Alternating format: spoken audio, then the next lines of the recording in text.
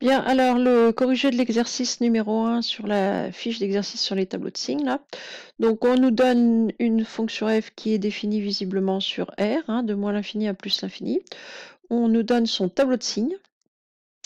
Et il faut déterminer le signe de f de 3, de f de moins 2, de f de moins 11 tiers et de f de 1 dans un premier temps. Alors comment on va s'y prendre? Je veux le signe de f de 3.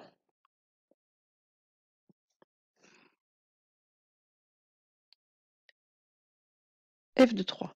Le tableau de signes, il me dit quoi? Il me dit si x est plus petit que moins 3, hein, sur l'intervalle moins l'infini moins 3, les images vont être négatives. Lorsque x est entre moins 3 et 1, les images vont être positives. Lorsque x est plus grand que 1, sur l'intervalle 1 plus l'infini, les images vont être négatives. Donc il suffit que je regarde dans quel intervalle ici mon 3, qui est une valeur de x, se situe. Est-ce que c'est plus petit que moins 3? Est-ce que c'est entre moins 3 et 1?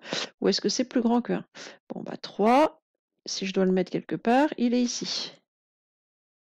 Donc si 3 est ici, c'est que son image, donc f de 3, est négative.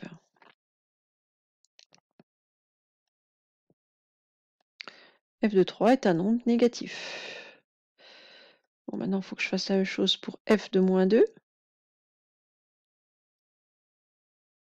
Alors, moins 2, il va être où? Moins 2, il n'est pas plus petit que moins 3. Moins 2, il est dans cet intervalle-là.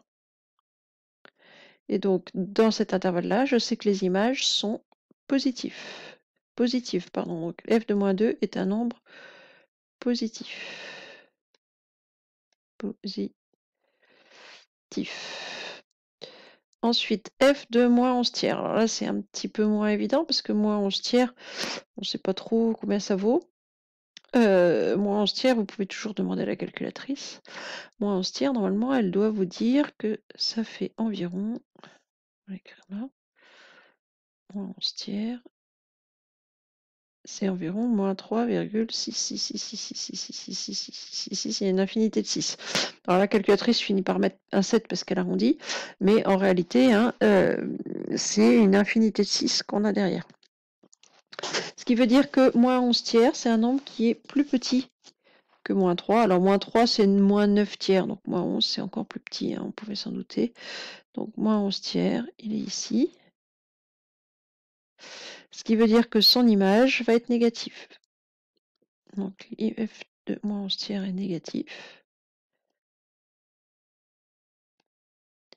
Et enfin, f de 1, on sait que ça vaut 0. Il a son statut à lui tout seul, le 0. f de 1, il vaut 0. Voilà. Ensuite, on vous demandait de résoudre deux inéquations. L'inéquation, alors la première, c'est f de x, donc ça c'était la question 1. Question 2, on veut que f de x soit supérieur ou égal à 0. Donc supérieur ou égal à 0, ça veut dire, donc supérieur à 0, supérieur ou égal, c'est équivalent de positif. Donc je cherche où est-ce que les images sont positives. Les images sont positives, donc dans cette case-là de mon tableau, c'est-à-dire pour les valeurs de x allant de moins 3 à 1. Donc f de x est positif pour x appartenant à l'intervalle. Alors je vais voir pour les crochets, moins 3, 1. Quel crochet je vais mettre? Je veux que f de x soit supérieur ou égal à 0. Donc supérieur ou égal à 0, donc je peux garder les 0. Donc je vais garder les valeurs de x, moins 3 et 1. Donc je vais mettre des crochets qui disent moins 3 et 1 compris, c'est-à-dire des crochets inclus, des crochets fermés. Moins 3 et 1 inclus, donc crochet vers l'intérieur. Voilà, la deuxième inéquation ressemble beaucoup. On a f de x strictement plus petit que 0. Plus petit que 0, ça veut dire négatif. Inférieur à 0 ou négatif.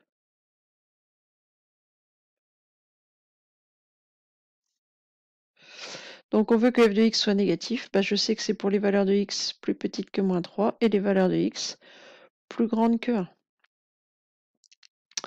Donc pour x appartenant à... Alors il y a deux intervalles appartenant à moins l'infini jusqu'à moins 3. Alors là, c'est strictement plus petit que 0. Donc il faut que j'enlève l'endroit où l'image vaut 0. Donc là, je vais exclure moins 3. C'est moins 3 exclu. Donc crochet vers l'extérieur. Quand on a plusieurs intervalles entre les deux, on met un U comme union. Et puis je redémarre à 1 jusqu'à plus l'infini. En l'infini, je vous rappelle, c'est toujours des crochets ouverts, des crochets tournés vers l'extérieur. Voilà pour cet exercice.